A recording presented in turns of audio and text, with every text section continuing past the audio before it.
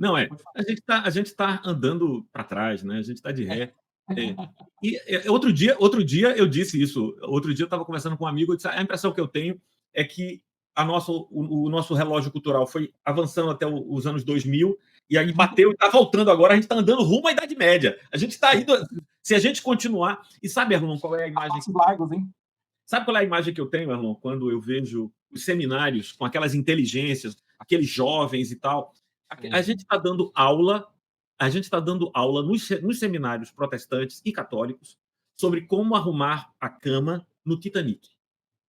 Então, a gente está preparando camareiras e camareiros que vão forrar a cama adequadamente, só que o navio está afundando, velho.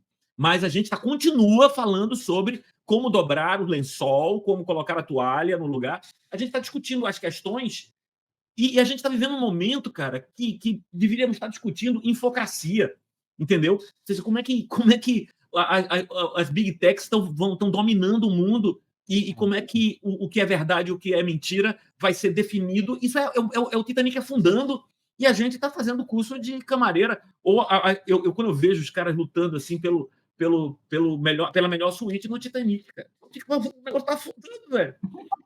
E a gente está nessa, curso de camareiro para o Titanic. Velho. E Gostei. eu acho que precisa sair dessa.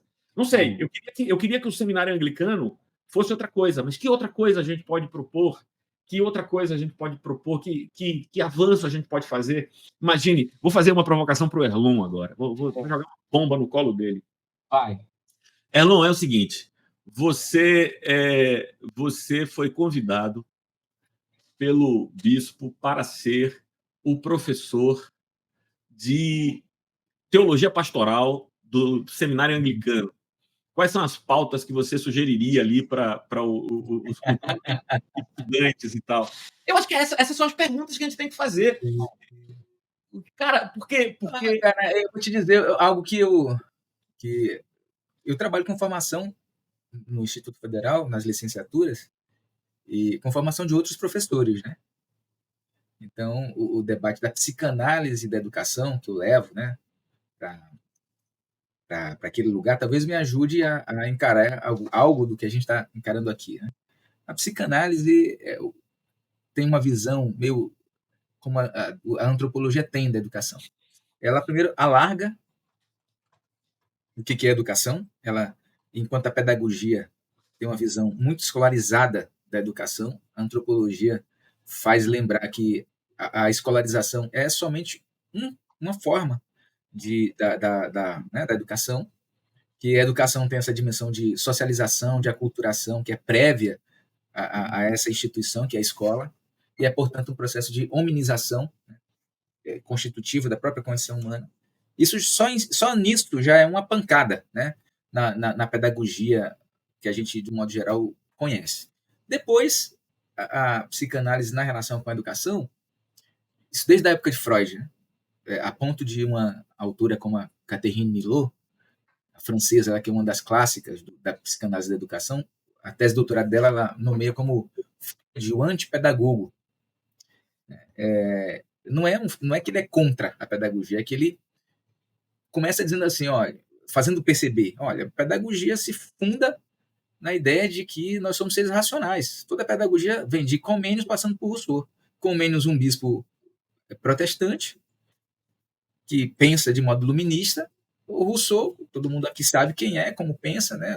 Você tem toda uma tradição que parte de uma visão de uma antropologia filosófica racionalista, iluminista.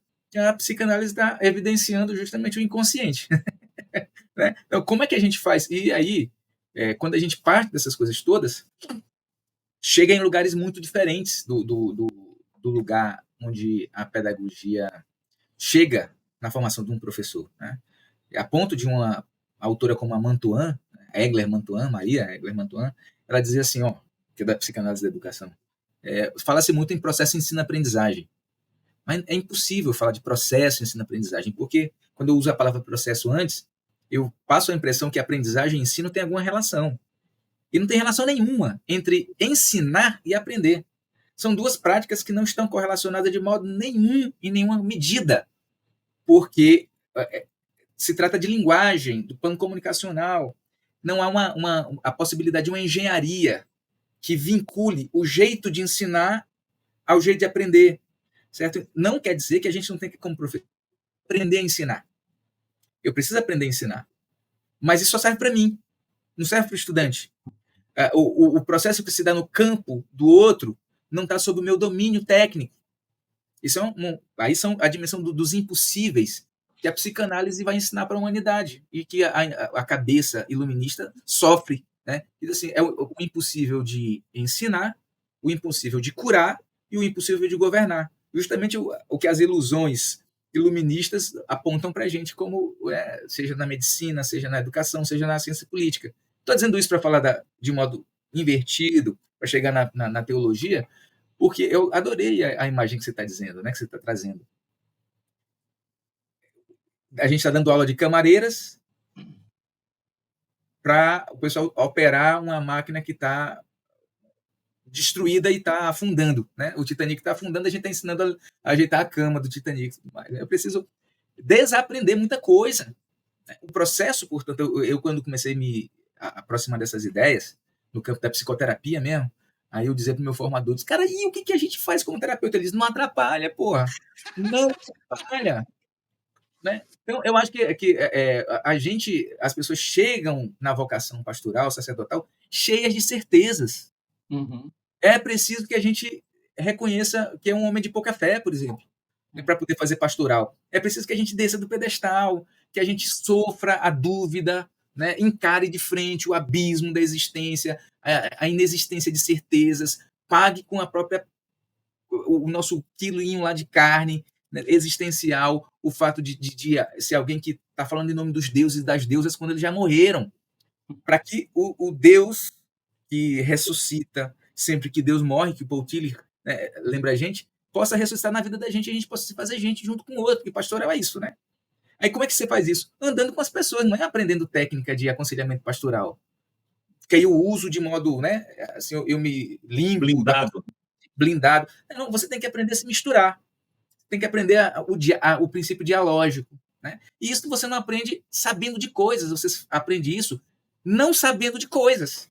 Né? Sendo capaz de não saber junto com, de sofrer junto com, de andar junto com. Isso é pastoral. Por isso que eu digo para o pessoal às vezes não gosta de quando eu digo, ó, eu aprendo muito sobre setting litúrgico, gosto muito de liturgia, indo nas festas do candomblé. Foi quem, vindo também de Assembleia de Deus, vindo de uma história anti-eclesiástica, né?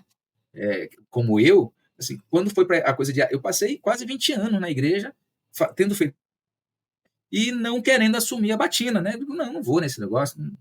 Chega numa hora que eu mesmo me encontrei diante da minha necessidade profunda de assumir o sacerdócio. Problema meu. Né? É sintoma meu, que eu tenho que assumir. Agora, quando você assumir isso, você está cheio de coisa, assim, usar a roupa, ter aquele espaço todo cheio daquela parafernália litúrgica toda assim, será que isso faz sentido? Será que vale a pena? E aí você ir num terreiro e ver aquela liturgia, a reverência, o espaço, a sacralidade que é dada à música, ao momento, o corpo, né, fazendo as vênias todas, e diz, cara, é isso, eu tenho que encontrar isso na minha religião.